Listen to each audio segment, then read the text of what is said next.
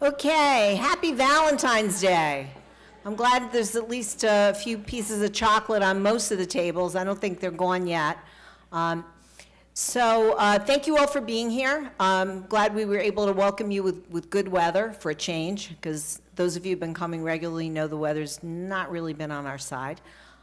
Today we have sunshine and high clouds, and it makes you more optimistic. It makes you more creative, at least I think so.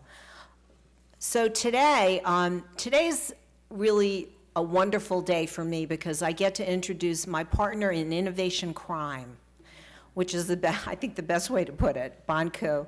Those of you who don't know Dr. Bon Ku, who leads the Jeff Design program and also leads the, how do I describe it, the medical school program? Design Thinking program, which is one of the colleges within a college at the medical school. This is a program that you'll hear more about, and it's extraordinary, the things that have been baked into this program. But just a couple of words about Bon Ku. When I think I'd been at Jefferson for less than a year when we ended up on the phone together, and we began sorting out the kinds of innovation programming that we ought to be about. So a lot of these things evolved organically.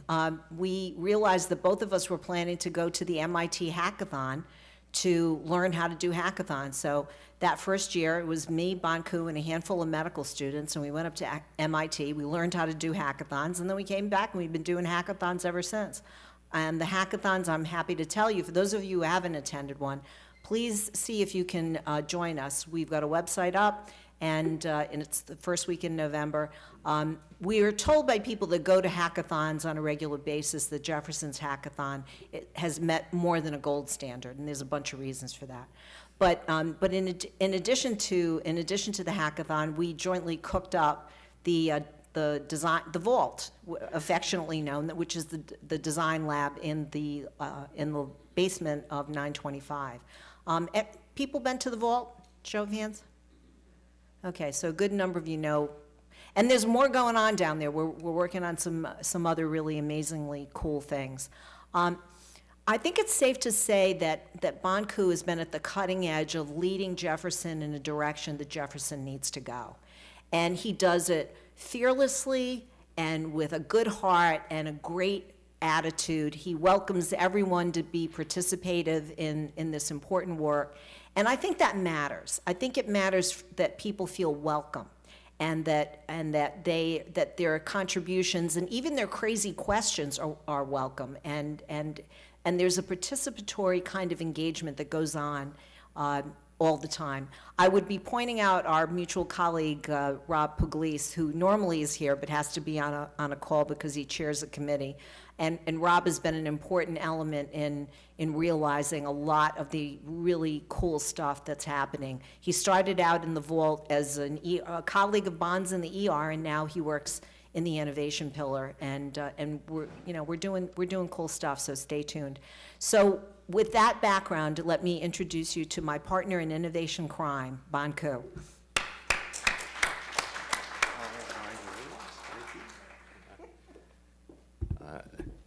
Thanks for coming out, and thanks for all the folks live streaming out there, wherever you are. Happy Valentine's Day. So this is me when I was a little boy. From the earliest ages, I was surrounded by unhealthy behaviors, and there was smoking in the house. There was a lot of drinking of cheap beer, and you see there's some soda, sugary drinks in the background there. The only healthy thing I had in my life, I think, was that side of kimchi that was always on the table. My parents were immigrants from South Korea. My aunt had married a GI during the Korean War, and their dream, like many immigrants, was for their children to have a better future. So they wanted me to become a physician. So this is a picture of me during my intern year, fresh out of medical school. And I entered into this beast of a healthcare system. And healthcare is a complex system. It's a broken system. It's undergoing it's blowing up right now. It's undergoing some radical change. And I think we could trace it to probably this scene in 1997 when IBM, the supercomputer, beat Garry Kasparov. This was, I think, the age of the digital industrial revolution when humans have lost to machines in terms of intelligence. And an MIT professor really points down to 1997 as being that year.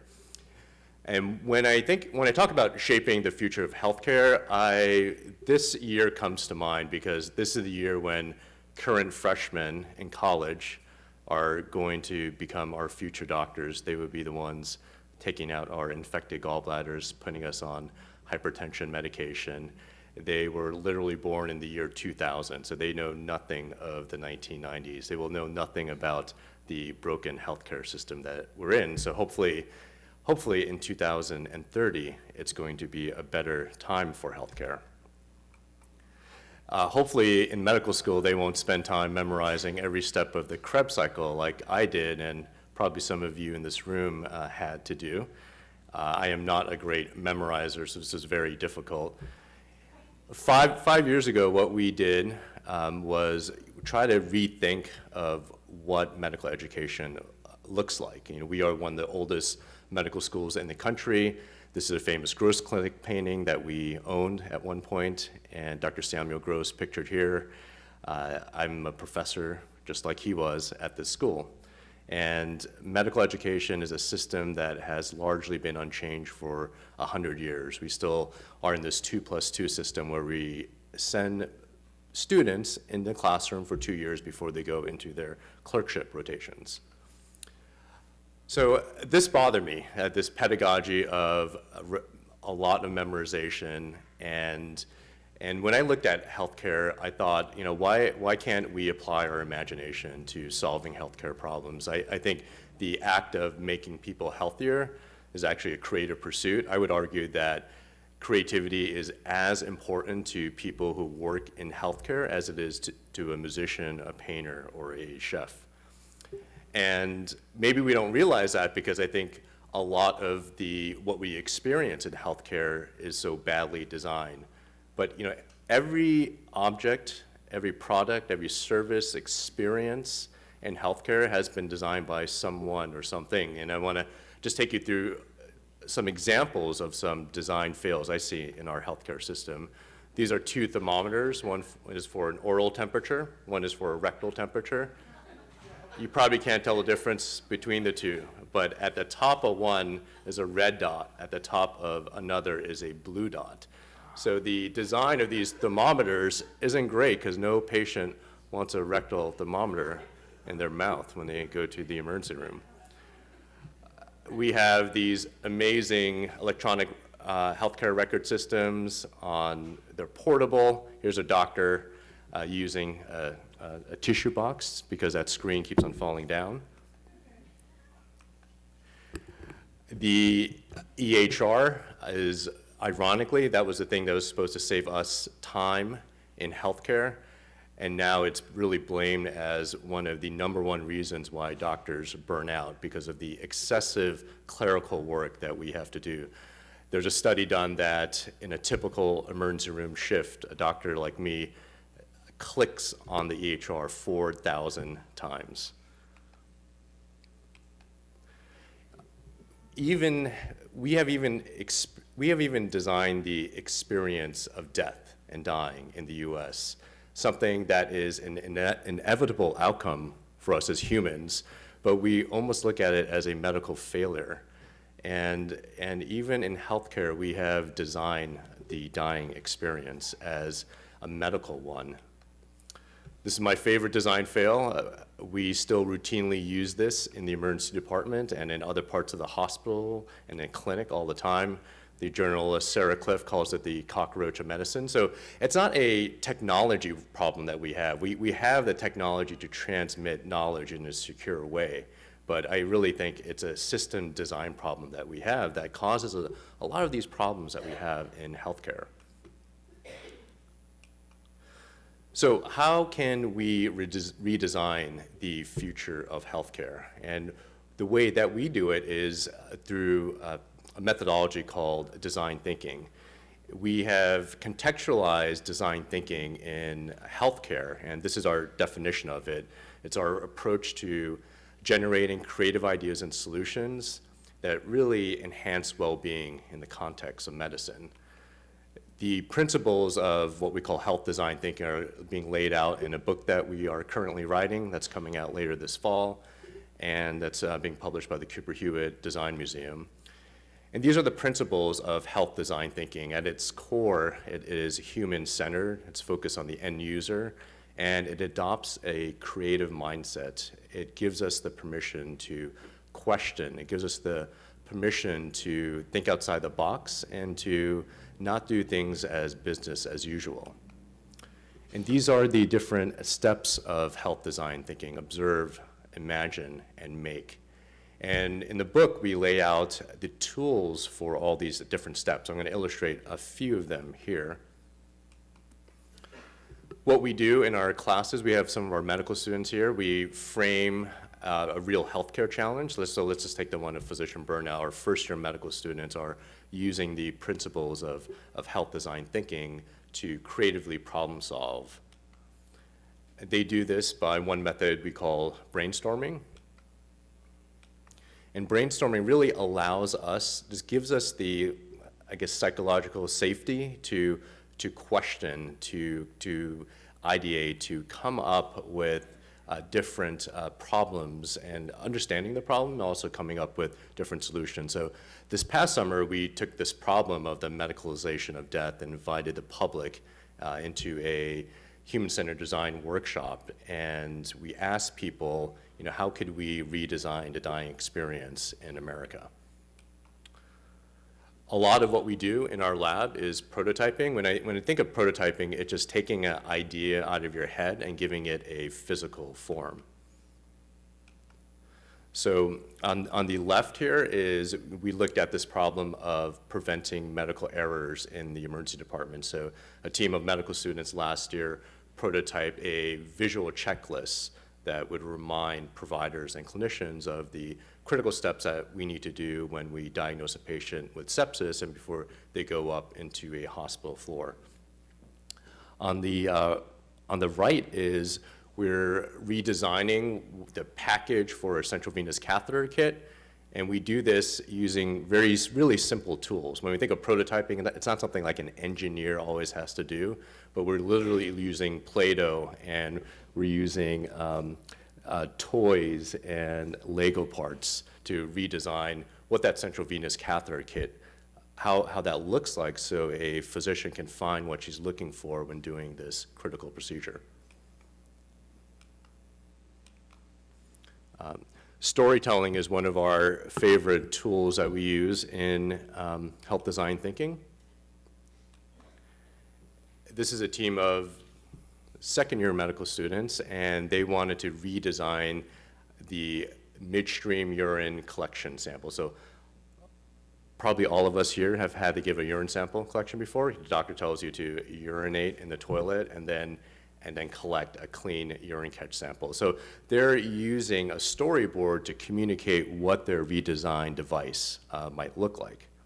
And so through a series of images, you can really convey a lot more information than just text.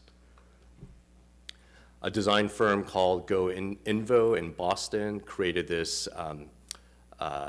visual checklist of how to put on Ebola equipment.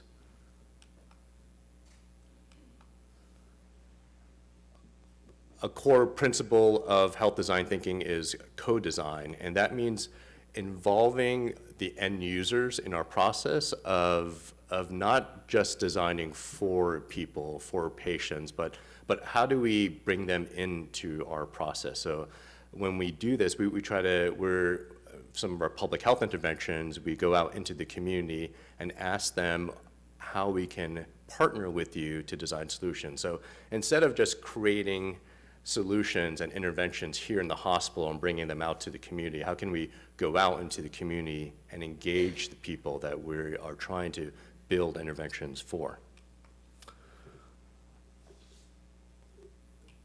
So if you look around a lot of our educational spaces, they probably look something like this. They are not designed to create an environment where we can collaborate, where we can work in teams, where we can prototype.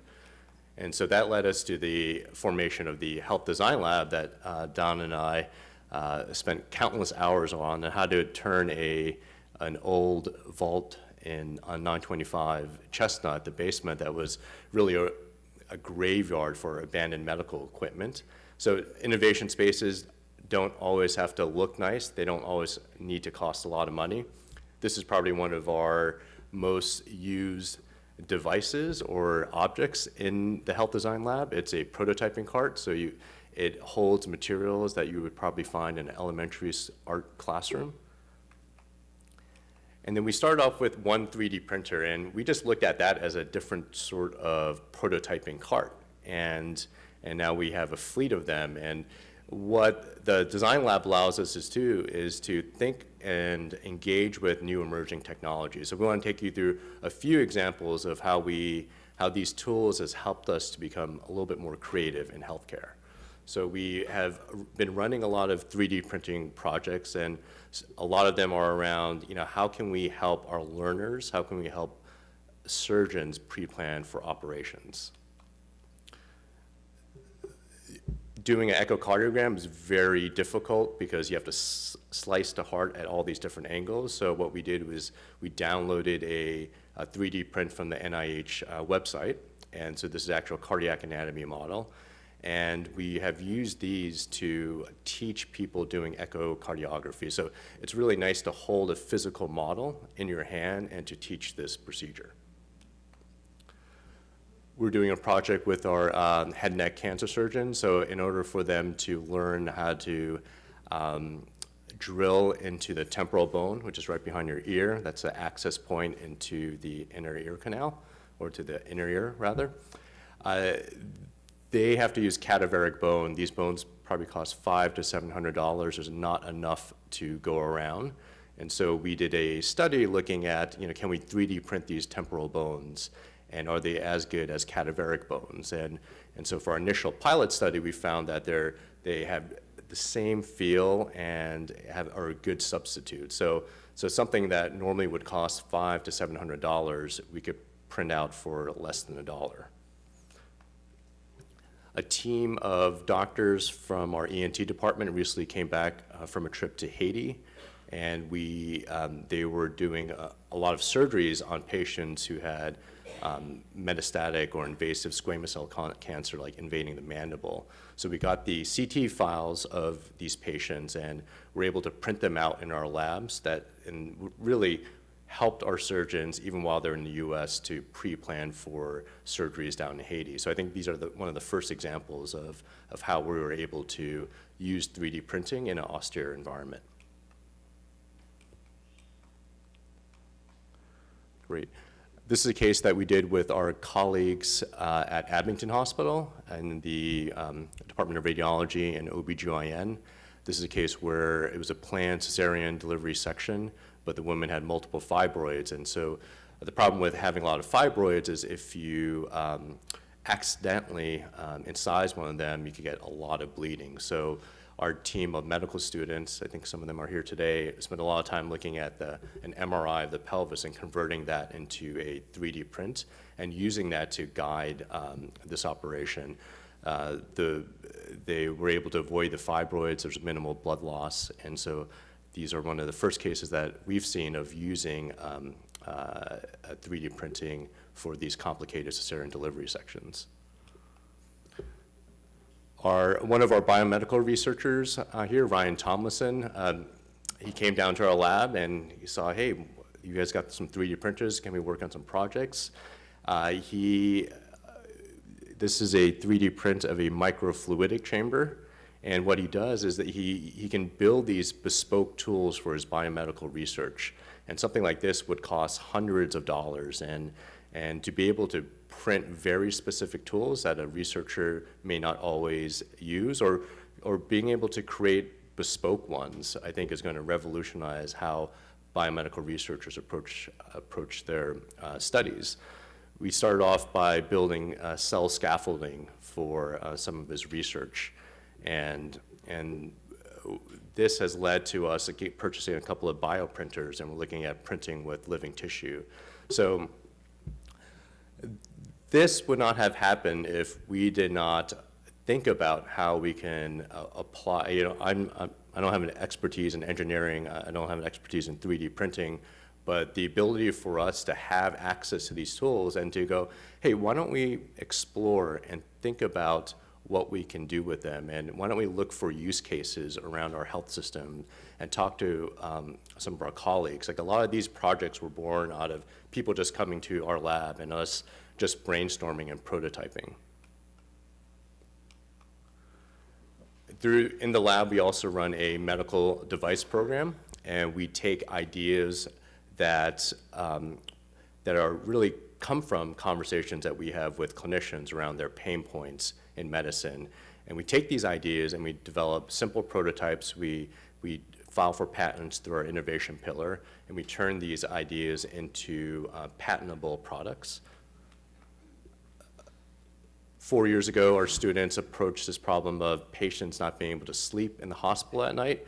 We do crazy things to patients, like get vital signs every 4 hours when they're stable. We don't need to do that.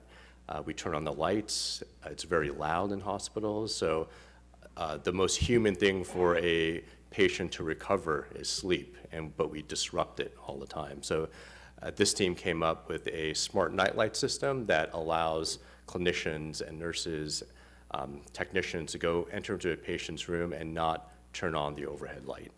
And they formed a company out of this and got some seed funding for their startup. So we talk a lot about how design can be used within the healthcare system, but as we know, our built environment makes us sicker. And looking at Philadelphia and working in the emergency department here, what I realized was and observed that certain patients from certain parts of our city, from certain zip codes, were sicker than others. They suffered more from chronic diseases. They seemed to suffer more from violence and the end-stage complications of these chronic diseases. And when you look at the life expectancy outcomes of Philadelphia, we have the largest life expectancy gap in the country. It's about 20 years. So right around here, the life expectancy is 88 years. Just go 3 miles north to Strawberry Mansion, and it dips down into 68 years. And I like to think of life expectancy as a surrogate for health, because who cares if we're healthy if we're dying 20 years earlier? So this is really a health disparity. This is just another visual of that, of how close it is that, within a 15-minute drive, that life expectancy gap drops so dramatically. Does anyone, probably our public health or epidemiologist people know this map? Does anyone recognize this map? London in the 1950s. So this is John Snow's map of London, and he used this map to map cholera deaths in the city and show that it was a contaminated water pump, the Broad Street water pump that was killing lives in London. And there's I love this quote by an early city planner. So when we think about how healthy is our city, it's not really looking at the humans around us and the zip code right now, but going to some of our worst neighborhoods like Strawberry Mansion and Kensington. And our health of our city should be marked by those populations.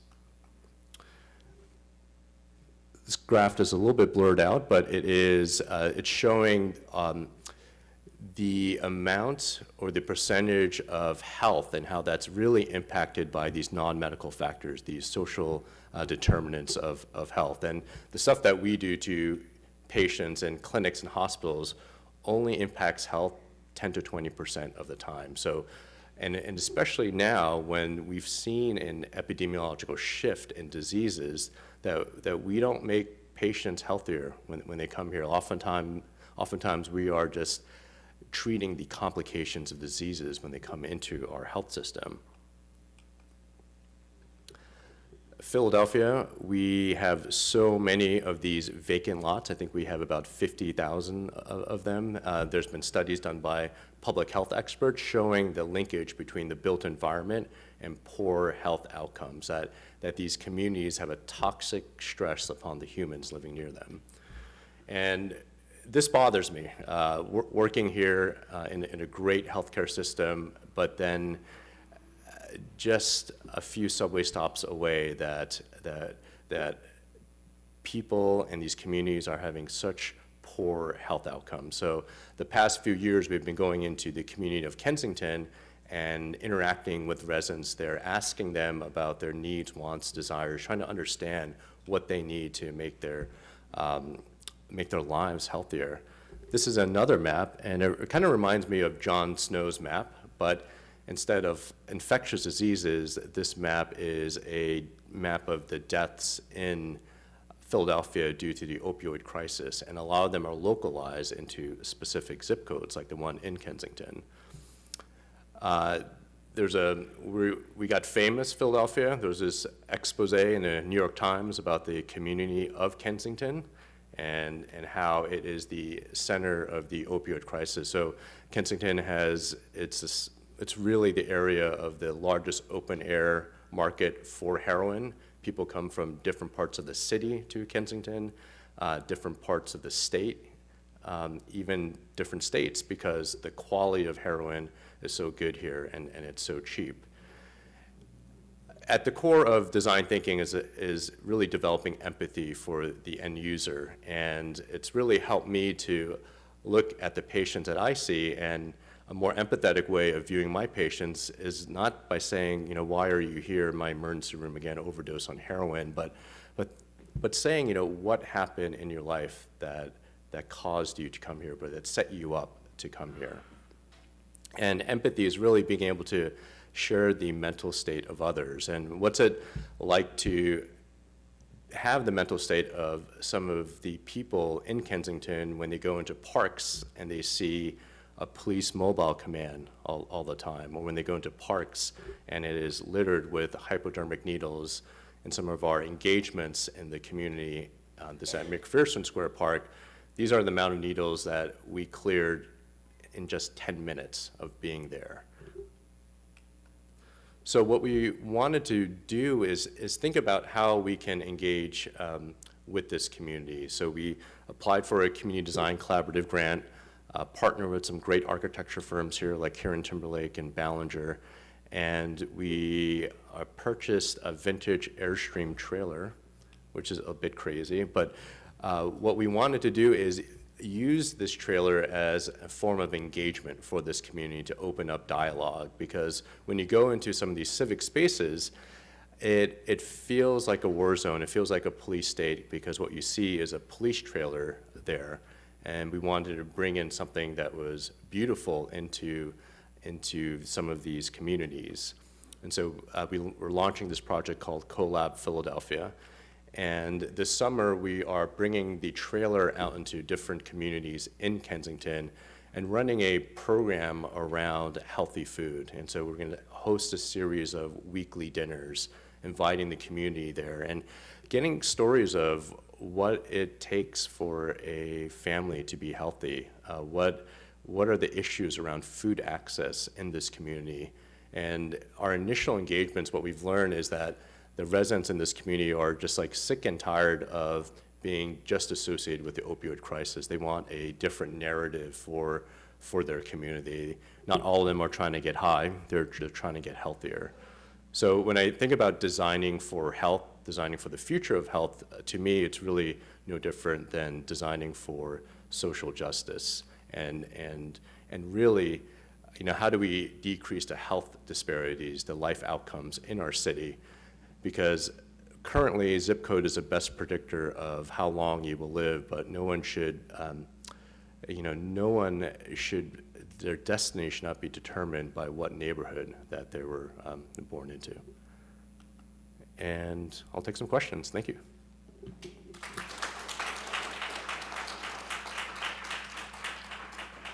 Who wants to start? Hi, Rose. You made it.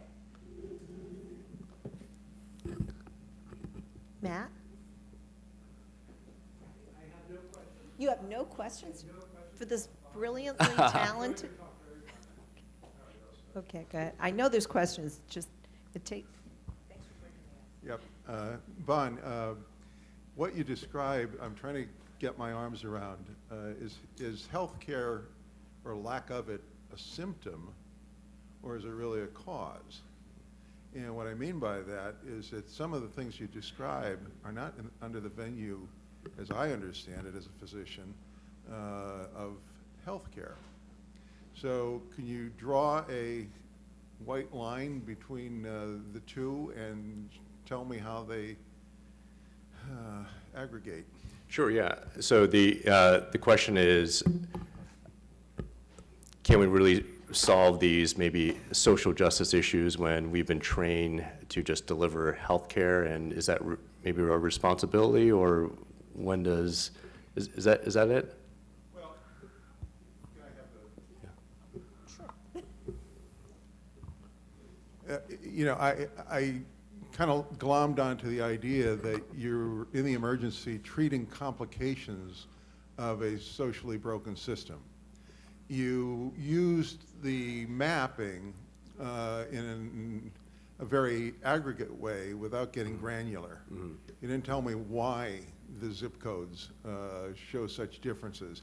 And can we as physicians, as we as purveyors, or not physicians, but anyone in healthcare, really impact those causes which are at the root of the zip code disparity? Sure, yeah, and I think a lot of that is, you know, on these non-medical factors, these social determinants like income and housing and education, food access, and yeah, there, as a medical provider, there's little I could do to actually decrease those disparities, but at the same time, we have the worst public health crisis going on in our backyard.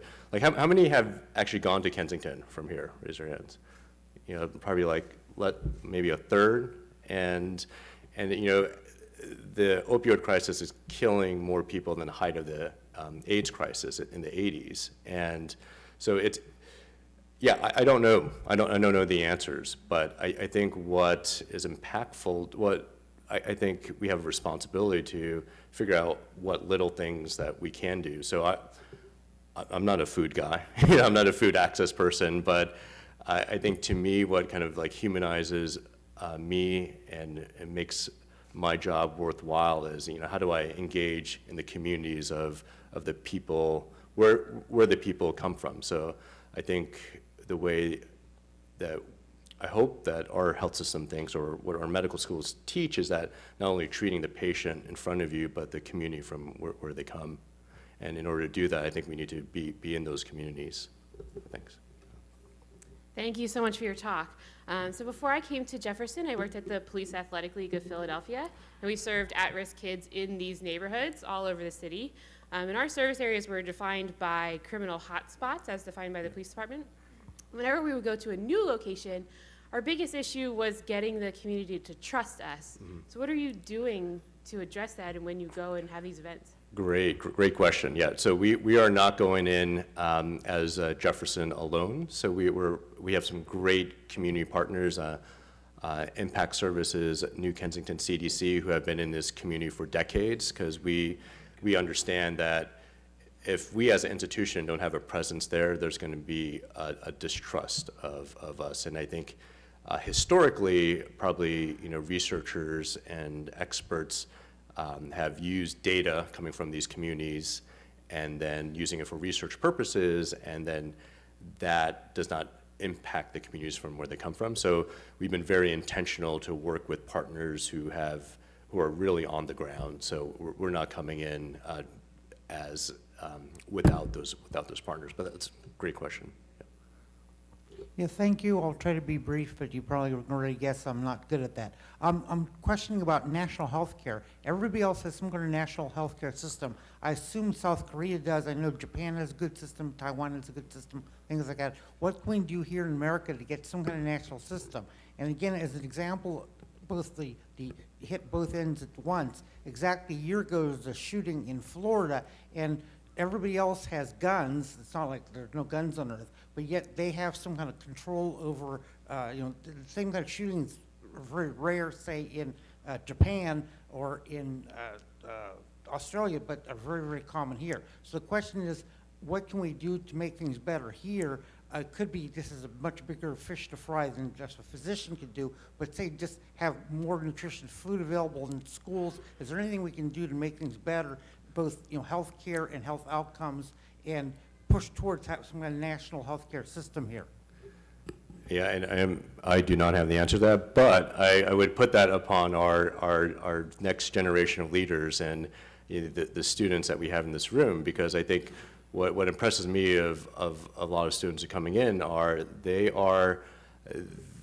they have social justice issues in mind, and I hope we can continue to foster and nurture that and not burn them out during their training, but that when they finish their training and are leaders and are working in the healthcare workforce, that these issues that you talked about, they would be just as impassioned about them when they're working after a decade of training than as they are now. Hi, you talked about co-creating and about involving the user or the end users as part of the design process, but through the design process, have you noticed like trends in development teams or like any unique collaborations between professionals that you've noticed to be successful? There's a colleague of mine out in Dr. Larry Chu out at Stanford who is really trying to change how research is done, like clinical research, by involving like patients in that research process. I mean, patients provide the data, they own the data, they should be involved in clinical trial design. So and he's funded by PCORI. So that is great, and he's really led a movement of including patients at medical conferences that we're at. If you go to a medical conference, there's never a patient there, and to me, this never seemed odd until I went to one of his conferences at Stanford MedX, where a lot of patients are speakers, and patients are really the experts of their disease. They know their disease process better than I as a clinician do. So movements like that I've been seeing with the co-design or co-creation process. So in California in the last couple of years, National Nurses United, the largest nurses union in the country, spent a lot of its time and energy on single issue advocacy in moving the ball forward on particular things that they thought would better the communities as a whole. Is Jefferson and your idea of kind of futuristic, of future design and care, kind of from a macro level, does that involve encouraging advocacy amongst your students, your peers, whether it's single issue advocacy or at the local level advocacy, and even just an example like advocating City Hall to rezone some of these empty lots as public parks or public spaces? So I'm not going to speak on behalf of the university because I'll probably get fired, but I think what we need to do is, as an institution in the city, is to provide these opportunities for our students to get involved in real ways in the community, and that's our responsibility as one of the leading institutions in the city. So I think our mission should be to make those zip codes that have the worst health outcomes into the healthiest zip codes, and that really should be a mission of every institution in Philadelphia, because that is really going to be the real marker of health, and we have some of the worst health outcomes. We are actually the unhealthiest largest city in the U.S. Yeah, but if I could, getting back on the design aspect, you mentioned the health hackathons. Are there other programs or opportunities for the larger, say, medtech community at large to come in and share in your process of problem discovery and possible solution sets? Yeah, so I think there's a lot of examples across the university and health system. One that we do with our innovation pillar is the Jeff Saul's MedTech program. We're in our 4th year. We're partnering with the company Bressel Group on that, of looking at pain points that clinicians face and coming up with a solution, prototyping that solution, and developing a medical device that we can patent. So we want to definitely contribute to the burgeoning medtech ecosystem here in Philadelphia, and I'm tired of hearing of Boston San Francisco and those other inferior cities. I think we really need to create that ecosystem here of how we can open up our doors of our health system and engage with partners, and Rose Ritz and Donna is doing that through their innovation pillar, and they share a lot more examples of that. And if I could just add a little bit to that. So what we're doing here today is exactly part of that, the Innovation Speaker Series, which is also a one-credit course for our students. But we also run an event in the spring called Jazz Tank. And Jazz Tank is a business plan competition. Heather and Rose and others are very involved in structuring that. And we are always on the lookout for other, we're actually developing a couple of other programs that are not really ready to go public with them yet, but we think they're going to be pretty exciting and pretty cool. Yeah. So yeah, so we're every day we get up thinking, what can we do better and differently? Yeah. Anybody? Okay. Oh, one of my students is going to ask me a question. It's going to be a hard one. Hey, Von. I'm just curious because you're talking about medical devices, medical education, the co-labs up in Kensington, and there are all these different facets of healthcare that you're focusing on. So how do you distribute what you're placing importance on, time, money, as far as making sure that all of these get sort of the attention that they deserve and need? I have no idea. There's no clear distribution of time, but I think we really look at the partners that we have.